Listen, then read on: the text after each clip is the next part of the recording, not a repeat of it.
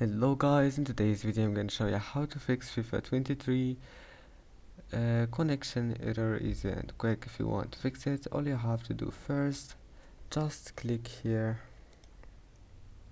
and then type control panel, and after that, once you're here, all you have to do, click network and internet, and then click network and sharing center. Now click here, click properties, click internet protocol, internet version 4 properties, and now copy my settings, select used following DNS server addresses, and then type here 8888.8844 and click OK, and that's it.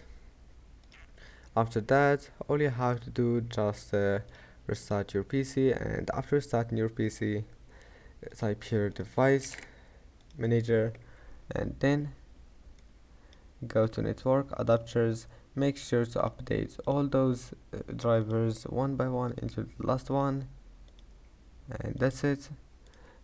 I hope that can help you. Don't forget to like and subscribe, and see you in the next video.